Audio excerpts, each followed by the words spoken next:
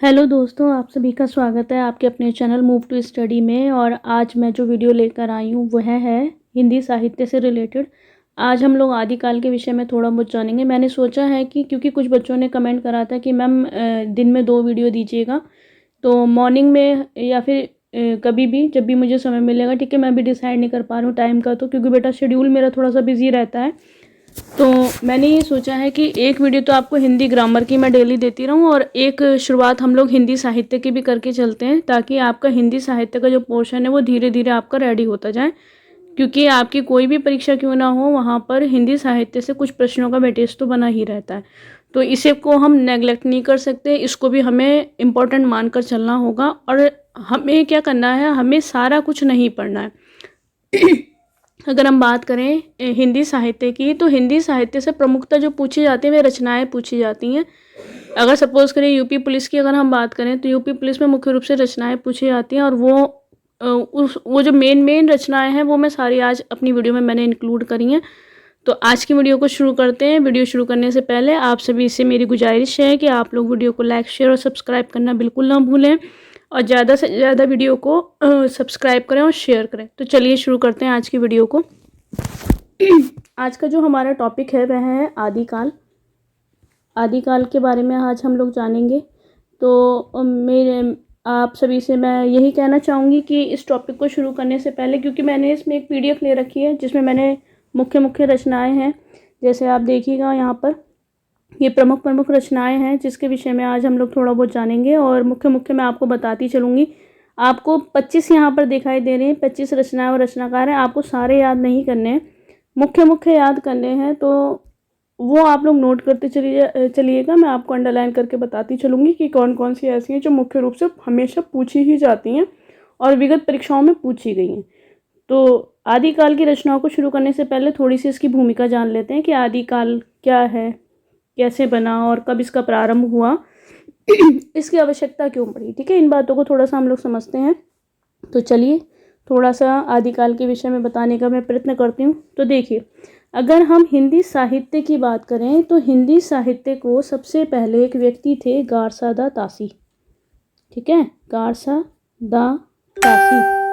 तो गारसादा तासी ने क्या किया था, सबसे पहले इस लेखन पद्धति का प्रारंभ किया था, सबसे ही पहले।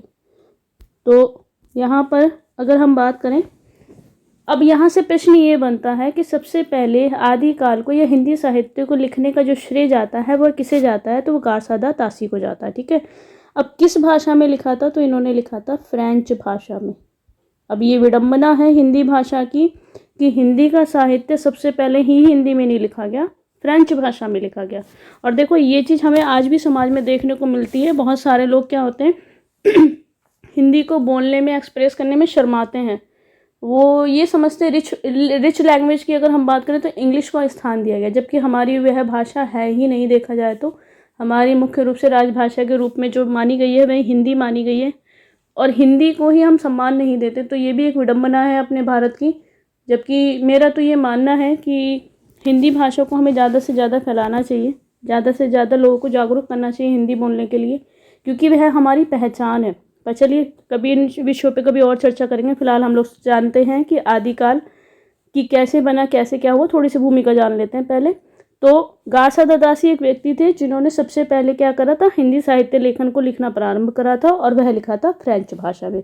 ठीक है, अच्छा यहाँ पे कई बार ना क्वेश्चन बन जाता है कि हिंदी साहित्य लेखन को क्या किया गया, लिखने से पहले ना कुछ पद्धतियाँ अपनाई गई, मतलब कुछ एक तरीके अपनाए गए कि चलो इस तरीके से हम हिंदी साहित्य लेखन को करते हैं।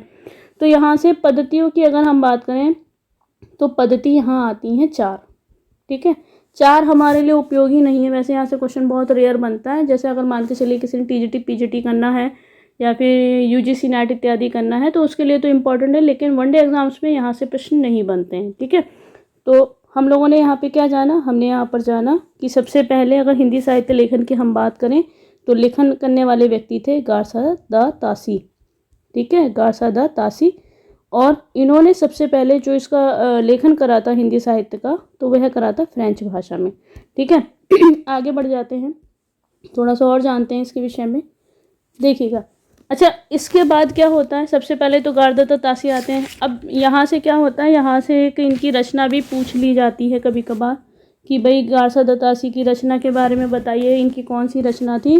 तो एक लंबा सा नाम है, मैं अक्सर क्लास में बच्चों को कहती हूँ कि बेटा जो सबसे लंबी रचना दिखे उसे ही गार्धाता तासी की लगा देना, क्योंकि बहुत सारे बच्चों को इसका नाम याद नहीं होता। तो नाम है इस्तवार, लिख लेना इस नाम को, इस्तवार दा ला लित्वेतर लित्वेत्र लित्वेतर एंदोई एंदोई एंदुस्तानी। ठीक है, हिंदुस्तानी मत लिखना है, एंदुस्तानी है। एंदुस्तानी क्यों है, क्योंकि भाई फ्रेंच भाषा में थी तो थोड़ा सा उसके बोलने में अंतर है। ठीक है, तो एस्तवार दा लालित्वेतर एंदोई एंदुस्तानी पूछा जाता है रचना किसकी है, तो गार्धाता तासी की रचना ये है। ठीक है अब क्या होता है, आगे थोड़ा सा बढ़ते हैं। अच्छा, पद्धतियों की हम लोग चर्चा कर रहे थे, तो देखो यहाँ पे 4 पद्धतियाँ हैं। अगर हम हिंदी साहित्य लेखन की बात करें तो पहली पद्धति जो यहाँ पे आती है वह आती है वर्णानुक्रम पद्धति। वर्णानुक्रम पद्धति, या इसे हम कहते हैं वर्णमाला पद्धति। ठीक है, वर्णमाला पद्धति। अच्छा, दूसरी जो है उसे हम कहते हैं कालानुक्रम कालानुक्रम पद्धति। तीसरी जो है वो होती है विधेयवादी पद्धति विधेयवादी पद्धति। और जो चौथी है उसे कहा जाता है वैज्ञानिक पद्धति। ठीक है, वैज्ञानिक पद्धति। देखो यहाँ से क्वेश्चन तो बनते नहीं, लेकिन मैं आप लोगों की जानकारी के लिए बस ये बातें बता रही हूँ। वैज्ञानिक पद्धति ये बताने का मेन पर्पस केवल मेरा ये ही है कि इस समय जो वर्तमान में जो हम आदिकाल, भक्तिकाल, रीतिकाल पढ़ते हैं वो किस पद्धति के तहत बनाए गए हैं, लिखे गए। ठीक है, देखो वर्णानुक्रम की अगर हम बात करें तो वर्णानुक्रम का मतलब है कि जब सबसे पहले अगर हम बात करें हिंदी साहित्य लेखन की, जो लेखन किया गया था तो उसमें वर्णों के क्रम को रखा गया था। मतलब जैसे कोई भी राइटर है तो उनके नामों के अनुसार उन्हें क्रम वाइज रख दिया गया था। जैसे मान के चलिए कबीर है, फिर लिख दिया कटप्पा है, फिर लिख दिया कुंवर नारायण है, इस तरीके से। मतलब पहले का वाले लेटर आ गए सारे, फिर खा वाले आ गए, इस तरीके से क्या करा गया था, लेखन किया गया था। अच्छा, उसमें क्या हुआ, उसमें दोष पाया गया। भाई जो बाद के राइटर्स आए जिन्होंने आलोचना की तो उन्होंने क्या कहा, भाई इस पद्धति में दोष है। कैसा दोष है, क्योंकि कोई राइटर तो आदिकाल के समय का हो रहा था, कोई भक्ति काल के समय का हो रहा था, कोई रीति काल के समय का हो रहा था, तो वो जो क्रम था वो बिगड़ा हुआ था। तो इस कारण से इस पद्धति को उपयुक्त नहीं माना गया। फिर बात करते हैं कालानुक्रम। कालानुक्रम में क्या किया गया, जो भी राइटर रखे गए जिनको क्रम में रखा गया तो उनको उनके जन्म तिथि के अनुसार रखा गया। जन्म तिथि, अब कई बार क्या हुआ, जन्म तिथि इसमें भी दोष आ गया था। दोष कैसे आ गया था, देखो थोड़ा सा यहाँ से जानते हैं। कालानुक्रम को दोबारा से लिख लेते हैं। कालानुक्रम, दोष क्या था कि कोई राइटर का जन्म पहले हुआ, उसने रचनाएं लिखनी बाद में शुरू करी। किसी का ऐसा हुआ कि थोड़ा समय बाद हुआ है, लेकिन उसने अपने जीवन के प्रारंभिक दिनों से ही रचनाएं लिखनी शुरू कर दी थी। तो इसे भी क्या मानी गई, ये भी पद्धति मानी गई दोषपूर्ण, कि भैया ये भी सही नहीं है। ऐसा तो कोई होता ही नहीं है कि अगर किसी ने मान के चलिए जन्म पहले ले लिया और रचना अपने जीवन के अंतिम दिनों में करनी शुरू करी और उसे स्थान हम पहले दे रहे हैं, तो ये चीज़ भी गलत मानी गई। ठीक है, तो इसको भी दोषपूर्ण माना गया, इसको भी सही नहीं माना गया। तीसरी जो पद्धति आई उसे कहा गया विधेयवादी पद्धति। ठीक है, विधेयवादी। अब विधेयवादी का अर्थ क्या होता है, विधेयवादी का अर्थ होता है जिसमें कोई भी दोष ना हो, जिसमें किसी भी प्रकार का विकार ना हो, उसे कहा गया, या जिसमें किसी भी प्रकार का विवाद ना रहे उसे कहा जाता है विधेयवादी पद्धति। अब इसे मानने वाले थे रामचंद्र शुक्ल। ठीक है, एक प्रमुख नाम है हिंदी साहित्य का, एक आलोचक हैं, राइटर हैं। ठीक है, और इन्हें श्रेय दिया जाता है हिंदी के काल विभाजन का, और माना भी जाता है कि इन्होंने जो काल विभाजन करा है हिंदी साहित्य का वह उपयुक्त करा। तो विधेयवादी पद्धति को मानने वाले कौन थे, रामचंद्र शुक्ल थे। अब इस पद्धति में क्या किया गया, तो इस पद्धति में जो भी क्रम रखे गए राइटर्स के, वो उनकी जाति के अनुसार, वातावरण के अनुसार, वातावरण, और क्या था, एक शब्द यहाँ आया क्षण विशेष।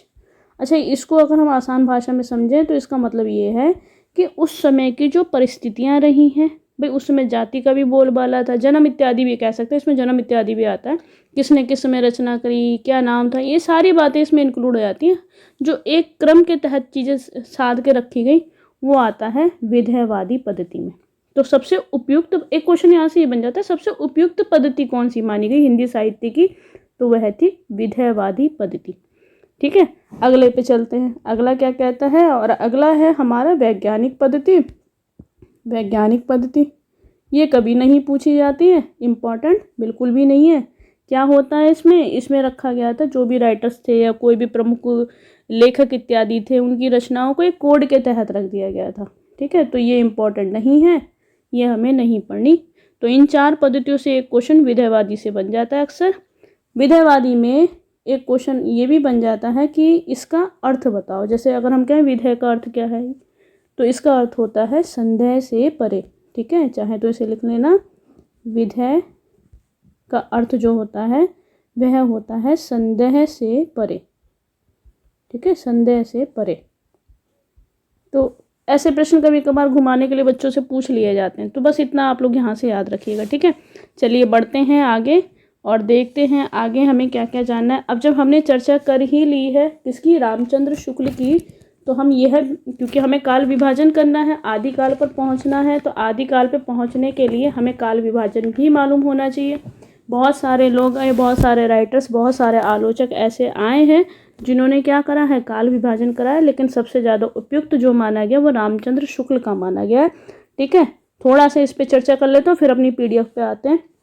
ये बातें आप लोग नोट जरूर कर लीजिएगा जो मैं आपको बता रही हूँ। देखिए, रामचंद्र शुक्ल ने क्या करा, हिंदी साहित्य के काल विभाजन को 4 भागों में बांटा। ठीक है, पहला था वीर गाथा काल।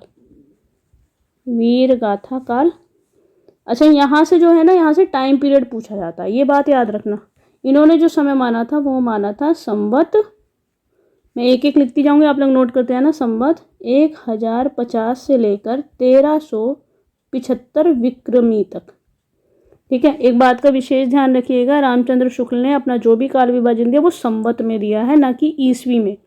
अगर आपको संवत को ईस्वी में बदलना है तो आप क्या करोगे, 57 को घटा दोगे। 57 संख्या को इस संख्या में से अगर आप घटाओगे तो आपका जो संख्या हो जाएगी वह हो जाएगी ईस्वी में कन्वर्ट। और ये भी प्रश्न पूछा जाता है कि यदि संवत को ईस्वी में कन्वर्ट करना है, देखो ये रीजनिंग में भी पूछा जाता है, याद रखना। ठीक है, अगर संवत को ईस्वी में कन्वर्ट करना है तो हम किस संख्या का घटाव करते हैं, तो हम करते हैं 57 का, याद रखिएगा। ठीक है, तो पहला क्या हो गया, वीर गाथा काल, संवत 1050 से लेकर 1375। दूसरे पे बात करते हैं, दूसरा क्या माना था इन्होंने, तो दूसरा था इनका भक्ति काल। भक्ति काल, देखिए भक्ति काल का जो समय माना है वह माना है संवत, मैं सा लिख देती हूँ। ठीक है, सा से समझ जाना, 1375 से लेकर 1700 विक्रमी तक।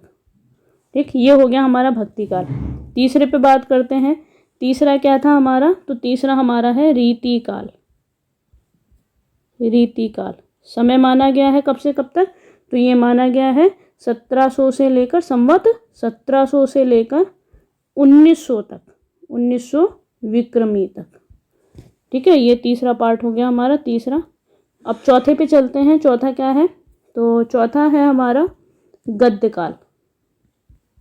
गद्य काल, तो गद्य काल का जो समय रखा गया वो रखा गया संवत 1900 से लेकर 1984। ये बहुत पूछा जाता है, याद रखिएगा, 1984 विक्रमी।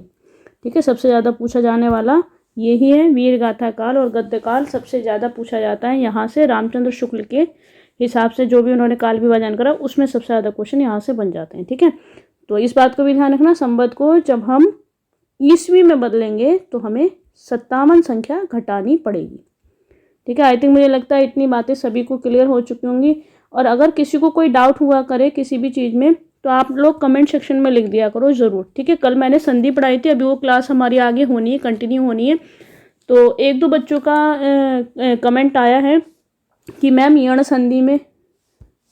संधि में और अयादी संधि में हम लोगों को समझने में दिक्कत हो रही है, तो मैं इसे अगली वीडियो में ऐड कर दूंगी। या फिर मैंने एक चीज़ सोची है कि मैं ना छोटे छोटे क्वेरीज, मतलब जिसमें आपकी क्वेरीज हुआ करें, अगर आपको कोई टॉपिक समझ में नहीं आता तो मैं उसकी छोटी छोटी वीडियो बना दिया करूँगी, सिंगल, तो आप लोगों से वहाँ से वॉच कर लिया करो। ठीक है, तो मैंने ये सोचा अब अगर जिस भी बच्चे की दिक्कत होगी ना, एक यण संधि की मैं बना दूंगी छोटी सी वीडियो जिसमें केवल यण संधि को अच्छे से एक्सप्लेन कर दूँ, एक अयादी की बना दूंगी। अगर किसी बच्चे को समस्या आ रही होगी तो और अगर नहीं आ रही तो कोई बात ही नहीं फिर तो, ठीक है। जिसे समस्या आ रही हो तो मैं एक प्लेलिस्ट बना दूंगी उसकी, डाउट सेशन करके कुछ भी मैं उसमें नेम डाल दूंगी, तो आप लोग वहाँ से इसे वॉच कर लीजिएगा, ठीक है। फिलहाल इस पे चर्चा हम लोग या तो मैं शाम में भी डाल सकती हूँ इसकी एक वीडियो शायद, या फिर मैं कल डालूंगी अगर मुझे समय मिलेगा तो। बाकी जो हमारी वीडियो चल रही है अगली व्यंजन की रहेगी वो तो रहेगी आगे, ठीक है। तो चलिए हम अपनी PDF को शुरू करते हैं। मेन इम्पोर्टेंट राइटर जानते हैं कौन कौन से हैं, तो चलिए अब देखिए। सबसे पहले यहाँ पर क्या है, तो आदिकालीन रचना और रचनाकारों की सूची यहाँ पर मैंने आपके सामने प्रस्तुत करी है। सबसे पहले जानने की कोशिश करते हैं कि आदिकाल में कौन कौन से मुख्य राइटर हैं जो हमें पढ़ने हैं। अच्छा, एक चीज़ और समझिएगा यहाँ पर, देखो आदिकाल में क्या है, आदिकाल की जो शुरुआत हो जाती है वो अपभ्रंश से होती है, अपभ्रंश काल से, या हम ये कह सकते हैं कि हिंदी का जो उदय हुआ है वो अपभ्रंश से हुआ है। अब देखो अपभ्रंश क्या होता है, अपभ्रंश का अर्थ होता है बिगड़ा हुआ, बिगड़ा हुआ। एक मैं टॉपिक आप लोगों को पढ़ाऊंगी भाषा और बोली, ठीक है, वहाँ पे और क्लियरिटी दूंगी इसकी कि अपभ्रंश क्या होता है। तो फिलहाल अभी थोड़ा सा समझ लेते हैं। अपभ्रंश का मतलब है बिगड़ा हुआ। अब बिगड़ा हुआ कौन है, कोई व्यक्ति तो है नहीं कि भैया कोई नहीं, ये ना कहते हैं कि हाँ भाई लड़का बिगड़ा हुआ है, तो ऐसे नहीं कहेंगे ये लड़की बिगड़ी हुई है, इसका मतलब ये नहीं है। बहुत सारे बच्चे कहते हैं मैम कौन बिगड़ा, तो भैया हम बात किसकी कर रहे हैं, हम बात कर रहे हैं भाषा की, यानी कि भाषा बिगड़ी हुई है। अब भाषा कौन सी बिगड़ी है, हिंदी बिगड़ी हुई है। भाई हिंदी, ऐसा थोड़ी है कि हिंदी जैसे अगर हम संस्कृत से सीधे हम हिंदी में ही कूद के आ गए, ऐसा नहीं है। आप लोगों को एक क्रम मैं बताऊंगी आगे चल के, थोड़ा सा इस पर चर्चा कर लेते हैं बस, कि संस्कृत के बाद जो भाषा निकल कर आती है वह आती है पाली, फिर पाली से होती है प्राकृत, फिर प्राकृत से होती है अपभ्रंश, ठीक है। अपभ्रंश के बाद आती है अवहट्ट, अवहट्ट, और अवहट्ट के बाद बनती है हिंदी। तो भाई हिंदी बनते बनते भाषा का स्वरूप बहुत बार बदला है, ठीक है। अब धीरे धीरे, अब अगर हम बात करें, ऐसा नहीं अवहट्ट के बाद सीधे हमने हिंदी प्रॉपर साहित्य वाली बोलनी शुरू कर दी, नहीं, धीरे धीरे बदलाव आ रहा है। अपभ्रंश से हिंदी का उदय होना शुरू हो गया था, यानी कि यहाँ से हमने शब्दों का प्रयोग करना शुरू कर दिया था, हिंदी शब्दों का, धीरे धीरे, और उसमें विकास हुआ, और विकास होते होते हमारी क्या बनी, जो आज वर्तमान में हम लोग बोल रहे हैं वो बोल रहे हैं हिंदी, ठीक है। तो यहाँ पर अब क्योंकि उदय ही हिंदी का अपभ्रंश से हुआ, तो भाई अपभ्रंश वाले राइटर भी इंपॉर्टेंट है हमारे लिए, उन्हें भी हमें पढ़ना पड़ेगा। संस्कृत के बाद पाली निकल कर आई, फिर प्राकृत निकल के आई, तो क्वेश्चन तो यहाँ से भी पूछे जाएंगे। देखो कई बार क्या होता है हिंदी में कि जैसे नाथ संप्रदाय से क्वेश्चन पूछ लिए जाते हैं, सिद्ध संप्रदाय से पूछ लिए जाते हैं। बहुत सारे बच्चों के दिमाग में डाउट आता है कि भाई इनका हमारी हिंदी से क्या लेना देना, नाथ हैं अपने सिद्ध साहित्य हैं जो भी हैं, ये अपना इनका अलग होगा रोल, तो ये हिंदी में क्यों पूछे जाते हैं। तो एक बात को ध्यान रखिएगा, क्योंकि हिंदी बनाने में इन सभी का योगदान है, पाली का भी, प्राकृत का भी, अपभ्रंश का भी, अवहट्ट का भी, तब जाके हमारी हिंदी बनी। तो भाई इन चीज़ों को या इन भाषाओं को हम नहीं छोड़ सकते। अब इन कालों में भी जो राइटर हुए हैं वह भी हमारे लिए इम्पोर्टेंट है। जैसे अगर हम बात करें जैन की, बौद्ध की, वहाँ से भी क्वेश्चन बनते हैं, ठीक है, और अपभ्रंश से तो बनते ही बनते हैं। ये सब बताने का मेन मोटिव ये था मेरा, कि देखो इस PDF में ना पहला ही नाम आपको क्या दिख रहा है, यहाँ पे पहला ही नाम दिख रहा है स्वयंभू। अब ये स्वयंभू जो है ये हिंदी भाषा के राइटर नहीं है, ये अपभ्रंश भाषा के राइटर हैं, और पूछे भी जाते हैं। अब देखो इनकी रचनाएं आप देखोगे, पयम चरियु, रिठ्ठेमी चरियु, अजीब अजीब से नाम लग रहे हैं, बच्चों से याद भी नहीं होते, कहते हैं मैम ये क्या है बवाल, ये तो कुछ भी याद नहीं हो रहा, बच्चे ऐसे ही बोलते हैं। तो अब हमें ये अजीब क्यों लग रहा है, क्योंकि ये मूल रूप से हिंदी में नहीं, ये अपभ्रंश में नाम है, यानी कि धीरे धीरे यहाँ से स्टार्टिंग हो गई है हिंदी की। देखो पयम मतलब होता है राम, राम को कहते हैं पयम, पयुम, चरियु का मतलब होता है चरित्र, यानी कि इसमें इस रचना में राम के चरित्र का वर्णन है। अब अगर ये चीज़ हमें पता चल जाए तो ये चीज़ हमारे लिए आसान हो जाती है, ठीक है। तो चलिए अब पढ़ना शुरू कर लेते हैं, हम लोग आगे बढ़ते हैं। तो देखिए कौन कौन सी इंपॉर्टेंट है, मैं आप सभी को बताती चलती हूँ। अब यहाँ पर अगर हम बात करें पहली ही रचना, देखो मैं टिक करती जाऊँगी, आप लोग लिखते जाना। स्वयंभू हैं, किसके हैं, अपभ्रंश के प्रथम कवि कहलाते हैं। इस बात को बेटा नोट कर लेना, ये पूछा जाता है अक्सर कि अपभ्रंश के प्रथम कवि कौन है, तो स्वयंभू हैं। रचना में पयम चरियु, जैसे मैंने अभी अर्थ बताया, पयम का अर्थ होता है राम और चरियु का अर्थ होता है चरित्र, तो राम के चरित्र का वर्णन।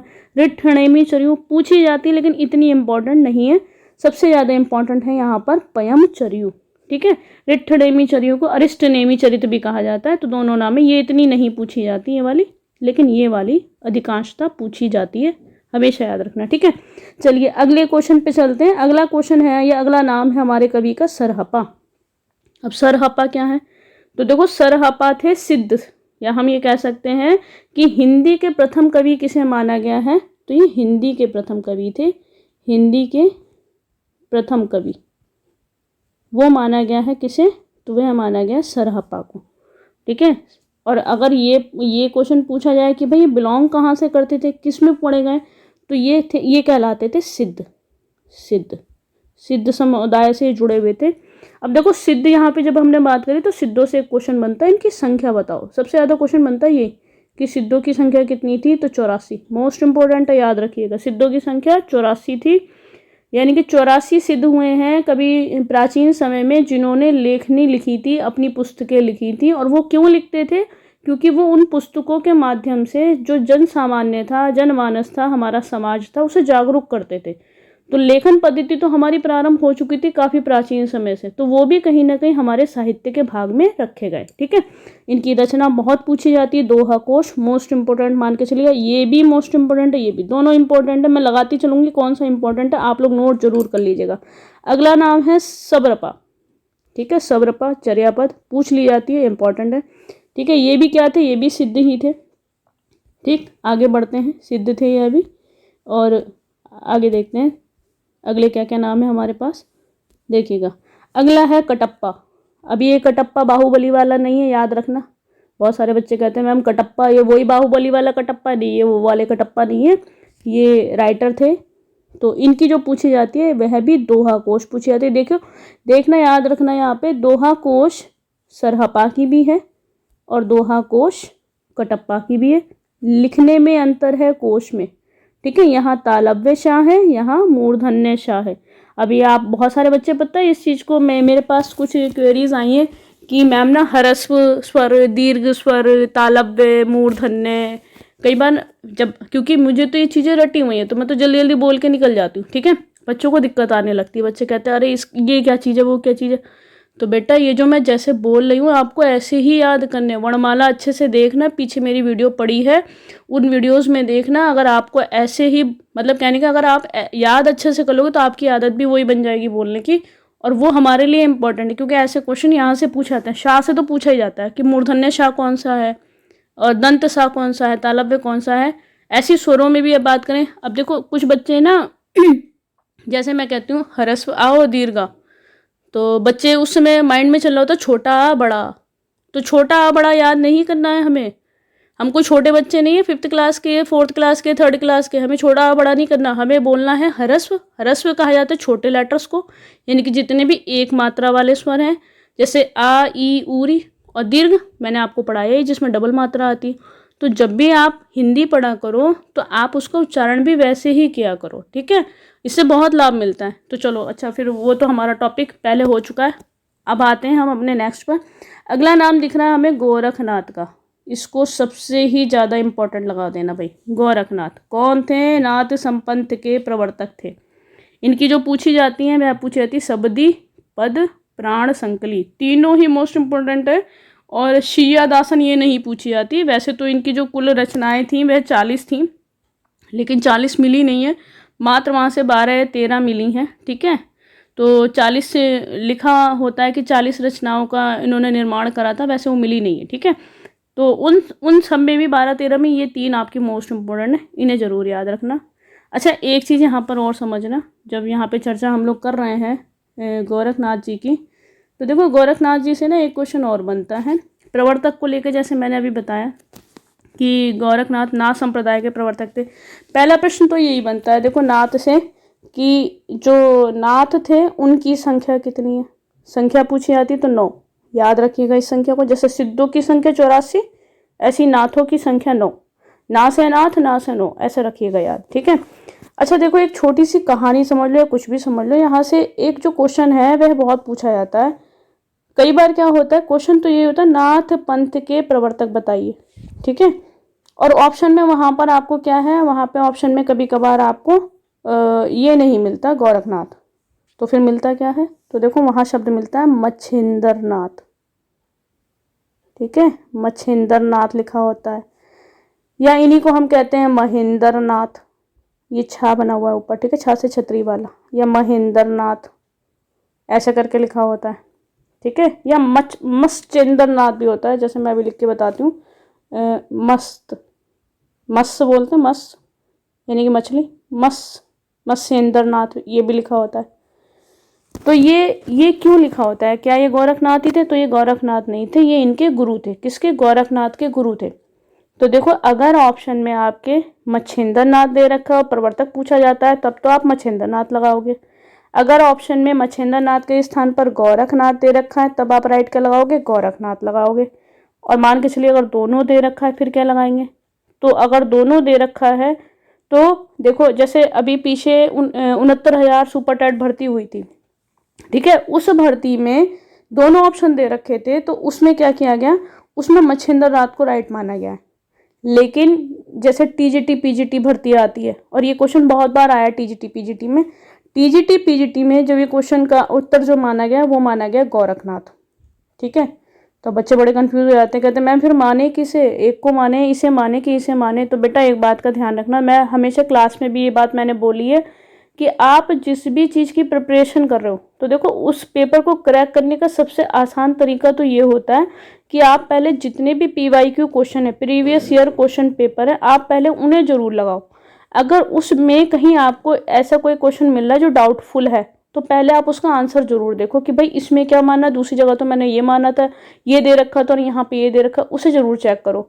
ऑथेंटिक किताबों में उसके उत्तर निकालने की कोशिश करो कि भाई इसका राइट क्या होगा।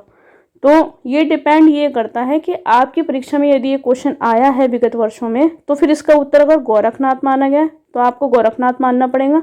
अगर मच्छिंद्रनाथ माना गया तो आपको उत्तर मच्छिंद्रनाथ मानना पड़ेगा। वैसे अभी तक ऐसा प्रश्न केवल सुपर टैट में बना है। जैसे टीजीटी पीजीटी की अगर हम बात करें तो टीजीटी पीजीटी में केवल गोरखनाथ ही दे रखा होता है अभी तक जितने बार भी बना, या फिर मच्छिंद्रनाथ ही दे रखा होता है, ठीक है। तो फिर वहाँ पे किसी एक को इनमें से चूज कर लेते हैं। चलो तो बढ़ते हैं आगे, नेक्स्ट पे चलते हैं। तो गोरखनाथ की रचनाएं शबदी, प्राण, संकली और पद, ये तीनों मोस्ट इंपोर्टेंट है, ठीक है। आगे बढ़ जाते हैं, अगले पे चलते हैं। अगला जो नाम है वह है चंद्रवरदाई, मोस्ट इंपोर्टेंट लगाइएगा। पृथ्वीराज रासो, जो कि शुक्ल यानी कि रामचंद्र शुक्ल के अनुसार हिंदी का प्रथम महाकाव्य कहलाता है। अच्छा, महाकाव्य क्यों कहते हैं इसे? देखो इसके पीछे भी कारण है, क्योंकि ये जो पृथ्वीराज रासो ग्रंथ है ये 2,500 पन्नों का बना हुआ है, ठीक है। 2,500 पृष्ठ हैं इसमें, 2,500 पेजेस हैं, तो इसी वजह से इसका जो आकार विशाल है तो महाकाव्य बोला जाता है, ठीक है। तो चंद्रवरदाई इसके राइटर थे। अच्छा, चंद्रवरदाई को प्रथम कवि किसने माना है? तो वो माना है शुक्ल जी ने। ये क्वेश्चन भी यहाँ से बन जाता है, ठीक है। इंपॉर्टेंट है, इसे इंपॉर्टेंट लगाइएगा, मोस्ट इंपॉर्टेंट है, पूछा हमेशा जाता है, ठीक। अगले पे चलते हैं। अगले जो हमें रासो ग्रंथ दिखाई दे रहा है वह क्या दिखाई दे रहा है? वह है शारंगधर, जो जिसके जो राइटर्स हैं, रचयिता हैं, वह कौन है? सॉरी, हमीर रासो, जिसके राइटर कौन है? तो वो शारंगधर हैं। अच्छा, ये यहाँ से वैसे केवल सीधा सीधा ही प्रश्न पूछा जाता है, इसमें बाकी चीज़ें नहीं पूछी जाती कि क्या है इसमें, क्या है, ये सब नहीं पूछा जाता। इसके पीछे कारण भी है क्योंकि इसकी जो प्रति है वो उपलब्धि नहीं हुई अभी तक। इसकी कोई प्रति या कोई पुस्तक या कोई भी इसका लेखन हमें प्राप्त नहीं हुआ है अभी तक, ठीक है। कभी कभार इसकी भाषा पूछ ली जाती कि भैया किस भाषा में, क्योंकि देखो जब प्रति नहीं, बहुत सारे बच्चों के दिमाग में आ रहा होगा जब प्रति नहीं तो पता कैसे चला। तो जितने भी रासो ग्रंथ हैं, ये प्राचीन जितनी भी रचनाएं हैं, उनका किसी अन्य ग्रंथ में, अन्य रचना में उनका जिक्र हुआ है, उनका वर्णन हुआ है, जिससे हम लोगों ने, ये बाद वाले राइटर्स ने आभास लगाया कि ऐसी कोई रचना रही होगी, तो उस चीज़ को अंकित किया गया, ठीक है। भाषा पूछ ली जाती तो इसकी भाषा जो है वो अपभ्रंश है, ये याद कर लेना बस यहाँ से, ठीक है, कि जो हमीर रासो है इसकी जो भाषा है वह अपभ्रंश रही है, ठीक है। चलिए बढ़ते हैं आगे, नेक्स्ट पे चलते हैं। अगला है रासो ग्रंथ जो है वह है खुमाण रासो, ठीक है। खुमाण रासो राइटर कौन है? दलपति विजय। देखो ये सारे इंपॉर्टेंट बेटा, जितने भी मैंने जगनी की ये सब इंपॉर्टेंट है। तो खुमाण रासो की अगर हम बात करें तो इसमें क्या है? इसमें चित्तौड़ के युद्धों का वर्णन है। चित्तौड़ नरेश थे उस समय, मतलब राजा थे चित्तौड़ के। तो ये वैसे बात पूछी नहीं जाती है यहाँ पे। तो चित्तौड़ नरेश थे, उन्होंने जो अपने जीवन काल में युद्ध इत्यादि करे हैं उनका वर्णन मिलता है, चित्रण मिलता है, ठीक है। युद्धों का याद रखना, युद्धों का वर्णन होता है इसमें कि किसने कौन से राजा ने किसके साथ युद्ध इत्यादि करा, उन सब चीज़ों का वर्णन है। यदि भाषा पूछी जाए तो भाषा जो है उसकी वो राजस्थानी है, ठीक है, राजस्थानी भाषा में ये बनाया गया। चलिए बढ़ते हैं आगे। और अगला जो है वह है परमाल रासो, ठीक है, मोस्ट इम्पोर्टेंट लगाइएगा परमाल रासो को। परमाल रासो देखिए किसकी है, तो जगनिक की है, जगनिक की रचना है ये। मोस्ट इम्पोर्टेंट है, क्यों इम्पोर्टेंट हो जाती है, क्योंकि देखो ये क्वेश्चन यहाँ से बनता है कि आला खंड के नाम से क्या फेमस है, तो आला खंड कहा गया है इसे, परमाल रासो को, ठीक है, आला खंड। अब आला खंड है, आला खंड कहाँ गाए जाते हैं, तो मुख्य रूप से बुंदेलखंड स्थान जो है यूपी का, वहाँ पे भी गाया था। और यूपी में तो मोस्टली यहाँ पे जैसे कोई उत्सव इत्यादि है तो वहाँ पर भी ये गीत के रूप में गाए जाते हैं। अच्छा, ये इसमें वर्णन किसका है, तो देखो इसमें दो नाम आते हैं, एक तो नाम आता है आला का, आला, और एक नाम आता है ऊदल। ये दोनों नाम याद रखिएगा, दोनों इंपॉर्टेंट है।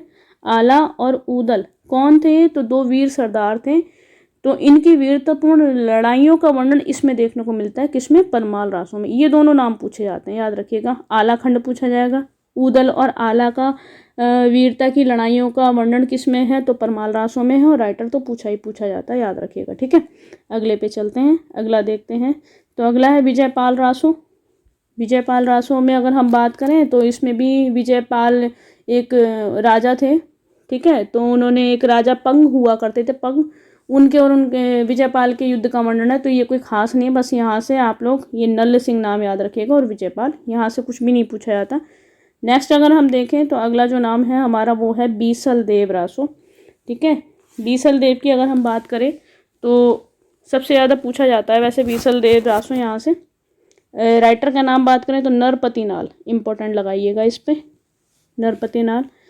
अच्छा, यहाँ से एक क्वेश्चन बनता है बीसल देव रासो से कि निम्न में से विरह काव्य कौन सा है, विरह, विरह यानी कि, विरह यानी कि मतलब वियोग, ठीक है, विरह काव्य कौन सा है, तो वह है बीसल देव रासो। अब इसमें क्या है, तो इसमें एक राजा थे भोज परिमार, उनकी पुत्री थी राजमती, ये राजमती नाम याद रखना, राजमती। और जो बीसल देव थे राजा, अजमेर के राजा थे बीसल देव, इनके प्रेम का वर्णन मिलता है, प्रेम कथा है इनकी, ठीक है, पुनर्मिलन है, मिलने का वर्णन है। तो एक तरीके का विरह काव्य कहलाते हैं, क्योंकि राजा जो होते हैं बिछड़ के चले जाते हैं, फिर एक वर्ष बाद आते हैं, वो विरह जो सहती है राजकुमारी, उसका वर्णन इसमें देखने को मिल जाता है। तो बस यहाँ से ये नाम याद रखना, विरह काव्य करके क्वेश्चन यहाँ से बनता है कि निम्न में से विरह काव्य कौन सा है, तो वो बीसल देव रासो है, ठीक है। चलिए अगले पे बढ़ते हैं। अगले जो राइटर हैं हमारे वह हैं अब्दुल रहमान। सीधे सीधे यहाँ से पूछा जाता है रचना, बाकी इनके विषय में कुछ भी नहीं पूछा जाता। पूछा जाता है संदेश रासक किसकी है, तो अब्दुल रहमान की, याद रखिएगा, ठीक है, ये भी इम्पोर्टेंट है। शुरुआत की 12 रचनाएं जो मैंने अब तक बताई वो मोस्ट इम्पोर्टेंट है आदिकाल के परिप्रेक्ष्य में, ठीक है। अगला देखते हैं, तो अगला नाम है हमारा मंजू रासो। ये नहीं पूछा जाता, इसे मत करना, बिल्कुल भी कोई आवश्यकता नहीं है, ठीक है। नेक्स्ट पे चलते हैं। तो नेक्स्ट हमारे जो यहाँ पे आते हैं वह आते हैं देवसेन, जिनकी रचना क्या है, तो वह रचना है उनकी श्राप का चार, ठीक है। इसे भी सीधा सीधा याद कर लीजिएगा, श्राप का चार अगर हम बात करें। आगे बढ़ते हैं, ठीक है, नेक्स्ट पे चलते हैं। देखिए अब जो हम राइटर पढ़ रहे हैं वह सारे हैं जैन धर्म से संबंधित, ठीक है। देवसेन कवि की इनकी रचना याद रखिएगा, श्राप का चार, इंपॉर्टेंट है, पूछी जाती है हमेशा। अच्छा, जिन दत्त सूरी, आसुगु कवि, जिन धर्म सूरी, शालीभद्र सूरी, ये सारे जितने भी राइटर हैं ये सारे हैं जैन धर्म के, जिनके नाम के आगे सूरी सूरी दिखाई दे रहा है, ये इनकी पहचान मान लीजिए, कुछ भी मान लीजिए। ये सारी रचनाएं जो की हैं पूछी जाती हैं, इंपॉर्टेंट है। जैसे अगर हम बात करें, जिन दत्त सूरी की उपदेश रसायन रास है, चंद्रबाला रास है, आसुगु कवि की, जिन धर्म सूरी की स्थूलभद्र रास है, ठीक है। और अगली जो है वह शालीभद्र सूरी है, तो शालीभद्र सूरी ये बहुत पूछी जाती है, याद रखिएगा। भरतेश्वर बाहुबली रास, ये इंपॉर्टेंट है बहुत ज़्यादा, ठीक है। अच्छा, जैन काव्य की जो प्रमुखता रही है वह यह रही है कि इस साहित्य में क्या होता था कि जो भी कोई राजा होता था, जो भी नायक हुआ करता था, वो पहले तो युद्ध इत्यादियों में रहा करता था, लेकिन जब वह जीवन के अंतिम दिनों में होता था या जब उसे थोड़ी सी लगता था कि मुझे मोक्ष की प्राप्ति करनी चाहिए, तो अंत में वो क्या करता था, जैन धर्म को अपना लेता था और मोक्ष की प्राप्ति कर लेता था। अब देखो जैन धर्म को लेकर कई बातें उठती रहती हैं अक्सर कि एक पद्धति आप सभी ने इतिहास में पढ़ी होगी, संलेखना पद्धति। ठीक है, संलेखना पद्धति जैसे आपने चंद्रगुप्त मौर्य पढ़ा होगा, तो चंद्रगुप्त मौर्य में आपने देखा होगा कि जो चंद्रगुप्त मौर्य थे अपने दिनों के अंतिम दिनों में वे संलेखना पद्धति को अपना लेते हैं और जैन धर्म के अनुयायी हो जाते हैं, उसका प्रसार करते हैं। तो इस पद्धति में क्या होता था कि जो व्यक्ति मोक्ष की प्राप्ति चाहता था वह अपने शरीर को इतना कष्ट देता था, भूखा प्यासा रखता था, उपवास में रहता था।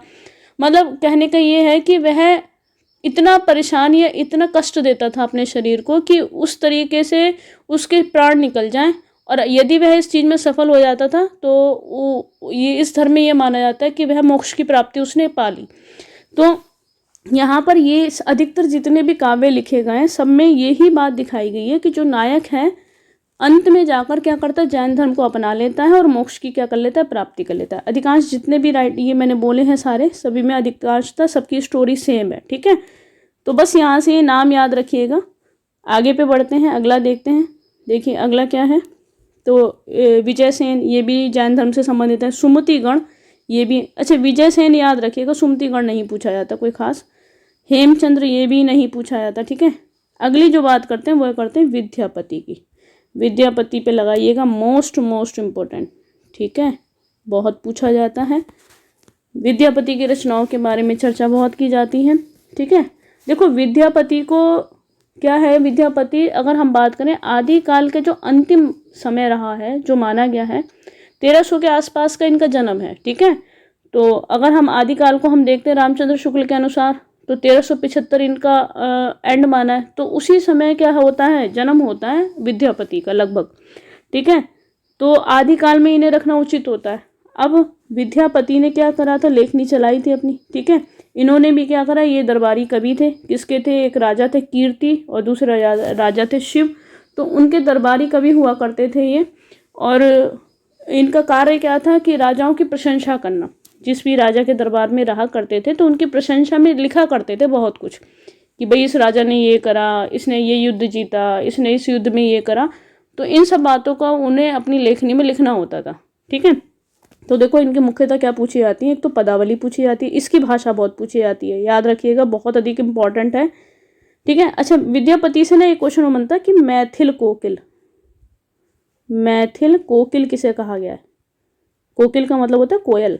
ठीक है, तो मैथिल कोकिल कहा गया है विद्यापति को। क्यों कहा गया है, क्योंकि इन्होंने मैथिली भाषा का बहुत अच्छा प्रयोग करा है अपनी रचनाओं में। तो और वो मैथिली भाषा किस में है, तो वो है पदावली में। ठीक है, और अगली जो रचना है कीर्तिलता और कीर्ति पताका, दोनों की भाषा पूछी जाती है। मोस्ट इंपोर्टेंट याद रखिएगा, अवहट्ट है। अवहट्ट कब थी, अपभ्रंश से तो बाद की भाषा, लेकिन हिंदी से पहले की भाषा थी। ठीक है, अच्छा कई बार ना यहाँ से ये भी क्वेश्चन बन जाता है, कीर्तिलता में किसका वर्णन मिलता है। तो देखो कीर्तिलता की अगर हम बात करें तो कीर्तिलता में राजा कीर्ति के युद्धों का, और अगर कीर्ति पताका की बात करें तो इसमें राजा शिव के युद्धों का वर्णन मिलता है। ठीक है, अच्छा अगली एक रचना इनकी जो आजकल कह सकते हैं फैशन में है या कई बार पूछी जा चुकी है, वो है लिखनावली। इसकी भी पूछी जाती है किस भाषा में, तो ये संस्कृत भाषा में। तो देखो ये आपके लिए इंपॉर्टेंट है, इसे अच्छे से आप लोग नोट कर लेना, पूछे जाते हैं। चलिए अगले पे बात हम करते हैं। अगली जो रचना है हमारी, या अगला जो भाग है, हम इसे ऐसे पढ़ सकते हैं कि यहाँ पर आपको देखो 2 से 3 नाम दिख रहे हैं। यहाँ तक हम लोगों ने क्या पढ़ा, हम लोगों ने यहाँ तक सिद्ध भी पढ़े, नाथ से भी संबंधित पढ़ी, हमने जैन धर्म को भी पढ़ा, और जो नाथ है वो बौद्धों से संबंधित है। बौद्धों की जो शाखा आगे चल के ब्रजयान में बदलती है, सहजयान के बाद वज्रयान, उस शाखा से निकले हैं नाथ। ठीक है, तो कभी मैं अगर कोशिश करूँगी, अगर समय मिलेगा तो मैं इन पर एक अलग से वीडियो बना दूंगी। अगर आप लोग डिटेल में वीडियो चाहते होगे तो अलग से बना दूंगी फिलहाल। ठीक है, फिलहाल जो मेन इंपॉर्टेंट जितनी भी बातें थी परीक्षा उपयोगी वो मैंने सारी इंक्लूड करी हैं। तो देखो यहाँ पर आदिकाल का जो लास्ट भाग है, यानी कि जब आदिकाल की समाप्ति लग रही थी, तो बहुत सारी रचनाएं ऐसी भी हैं जो केवल मतलब लोगों को जागरूक करने के लिए बनाई गई थी, या हम ये कह सकते हैं जिसमें केवल ऐसे लोगों का यूज़ था जो लोक में प्रचलित थे। ठीक है, बाकी उनका वैसा कोई ऐसा रोल नहीं था कि वो प्रॉपर लिखा ही करते थे।